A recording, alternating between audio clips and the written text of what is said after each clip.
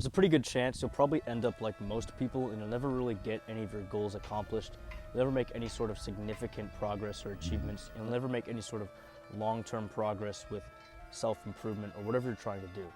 And sadly, most people like ignore this one skill I'm about to explain. And if you can basically just have enough discipline to learn this skill, you'll be ahead of so many people when it comes to improving yourself or really anything in your life. If you can just put a few minutes into this skill every single day, eventually it'll build up into something where you'll basically have an advantage over everybody. And that one skill or sort of thing to improve on is your mental health, your mental strength, your discipline, how much brain rot you have. Basically resetting your brain to be as healthy as possible. If you want to lose more fat, you want to build more muscle, you want to be more productive, you want to be more disciplined, you want to level up your business, you want to improve your social life. Literally whatever it is, improving your mental health will help with this. Because sadly, most of our brains are fucked.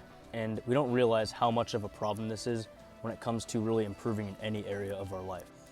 Now, most people, especially guys sort of on self-improvement, think like improving your mental health is kind of gay, it's kind of lame, it's not that cool. But we don't realize that our brains are quite fucked. Things from childhood, things from brain rot, pretty much everything, our brains are pretty much just fried. And there's a reason why so many of us make very little progress and why so many of us can't really maintain our progress. So most guys on self-improvement or just trying to better their lives in any sort of way usually make really good progress for like 2 to 3 weeks. You know, it's like, oh, my life has changed, I'm on the right track, and then something happens.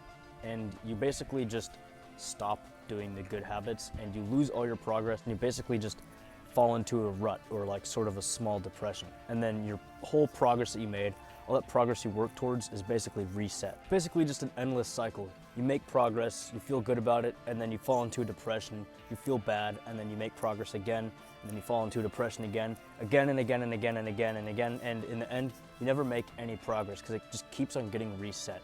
First of all, just think about sort of your goals, your aspirations, and the goals you set, right? And why you didn't make as much progress as you thought you could have done, or maybe why you keep on making progress and then just resetting it and going back into depression. There's almost always something holding you back from reaching your goals. And a lot of times it's us. So what was that? Maybe it was like limiting beliefs, maybe it was fear of judgment, maybe it was like some beliefs instilled through your childhood, maybe it was like some sort of weird trauma, maybe it was low self-worth, depression, skibbity toilet brain rot. Like there's probably something that had to do with just something in your head that held you back from actually taking action and reaching these goals. So like I mentioned earlier, most of us, our brains are like actually pretty fucked, and we don't really think about it that much because, you know, it's just all grind, self-improvement. But really just look back from a different perspective and just think about like how fucked your brain is. You probably have brain rot, you're probably addicted to like, you know, all the bad habits, you're probably traumatized, you're probably a little depressed, maybe you're anxious, maybe you have low self-worth. Now think about how much harder it will be to run a business, how much harder it will be to quit your bad habits, how much harder it will be to even just wake up early every single day, how much harder it will be to stay consistent with certain habits, how much harder it'll be to be disciplined, how much harder it'll be to do good in school when you have all of these problems in your brain. Now everything you try to do is going to have all these other obstacles that are getting in the way, which are your brain's problems, right? Like something as simple as waking up early every single day and doing a few things on a habit tracker, it's going to be 10 times harder when you have all these problems in your brain.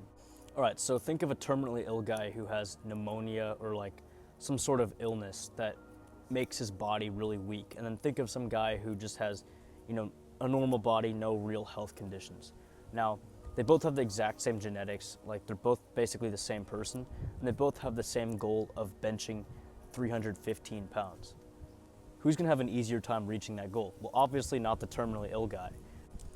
And it's the exact same thing when it comes to your mental health. When your mental health is just complete trash and your brain is fucked, it's gonna be so much harder to really do anything because you basically just have all these things that are causing resistance when it comes to reaching your goals. So I want you to realize a lot of the things like laziness, procrastination, lack of discipline, worrying about what people think, constantly falling into ruts, things like that, bad habits as well, things like that, they're really not actual problems. They're more like symptoms of the real problem, which is poor mental health.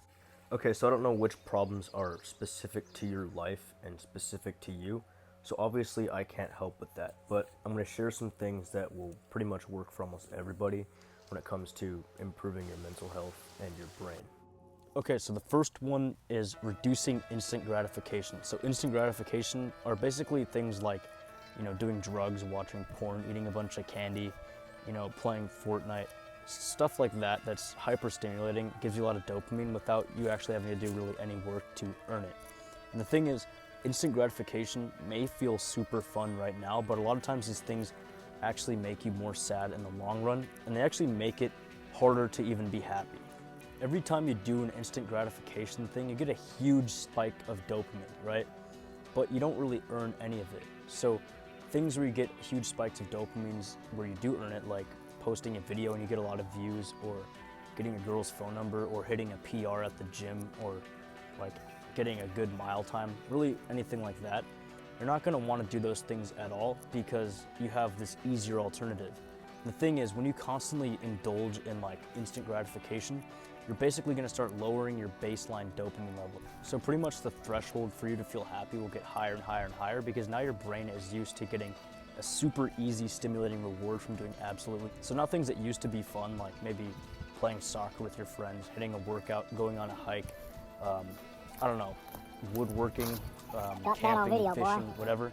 Now those things are gonna feel boring because you have a much easier alternative that is 10 times more stimulating. So now the things that used to make you feel happy, the things that used to be fun, won't really feel fun anymore, and your life will feel just all around a lot more boring. Also, when you constantly indulge in just instant gratification and easy dopamines, what you're pretty much doing is you're lowering your baseline of dopamine. Think of it like this. So you do an instant gratification thing like drugs, watching porn, Instagram, and if you do that every day, your brain's fucked. But pretty much there's a spike in your dopamine, right? And then eventually it comes back down, and on the come down of that, that is basically when you get the urge to go do it again. But every time it goes up, it'll go down and your baseline will get a little bit lower each time. So literally one of the best things you can do for your mental health is just taking these things out of your life, being less overly stimulated all the time. And when you do this, you'll basically find more joy in just being alive instead of having to find something to give you that joy. Like right now, I feel pretty happy just being outside in the sun. It's a nice day, and you'd probably rather have that than have to do a bunch of stimulating bullshit to even feel somewhat happy. So honestly, our moms are right. It's that damn phone, it's those damn video games.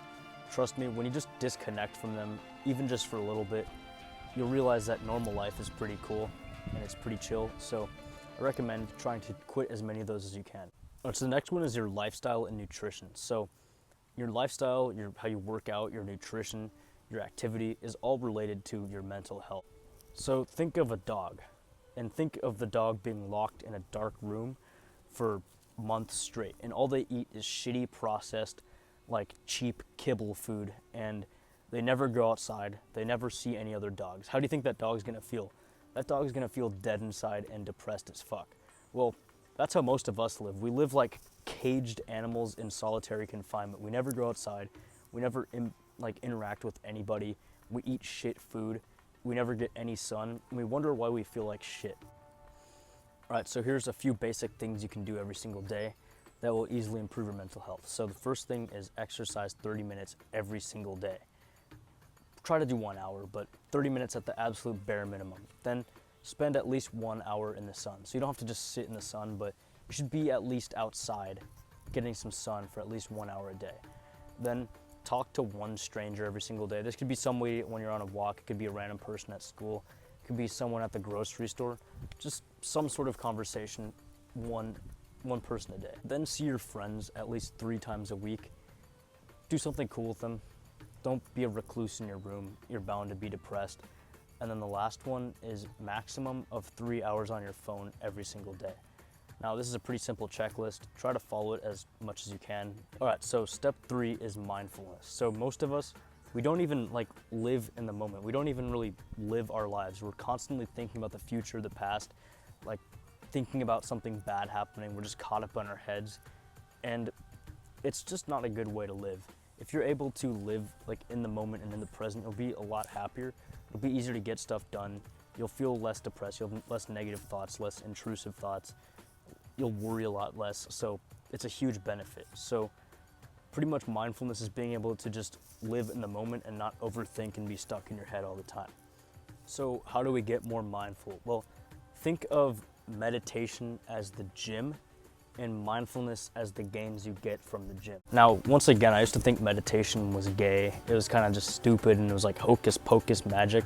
It's not even that. It's pretty much just being able to focus on being there in the moment and not just getting caught up in your head. So how do you do it? Well, pretty much what I like to do is I just sit down for like 10, 15 minutes a day. And what will happen is when you just sit down, thoughts will start to come in, you know, negative thoughts, things you're worried about, how you're gonna do this day, how you're gonna like plan this day, all this shit. And pretty much it's not about having a clear mind, it's about catching those thoughts coming in and resetting to that point where you're not thinking about anything. The goal is to really not think about anything and just try to focus on the moment, focus on your breath, focus on the wind, the sky, the birds, really whatever is happening in the exact moment. And what you want to do is just be able to catch those thoughts coming in and reset back to the moment. That's pretty much it. So yeah, that's pretty much it. It's not the most exciting thing. It's not the coolest sounding thing, but really just staying consistent with those habits that are seemingly boring and just nailing them down and getting good at them will have a huge difference. And improving your mental health is super important when you want to achieve more goals and be able to get more stuff done. Because right now, your brain's probably fucked. It's probably a little bit weak. You probably have brain rot. So you need to fix it first, and then you'll be able to get a lot of the things you want to get done a lot easier, of all the actionable steps you can take. And I'll see you in the next one. Bye.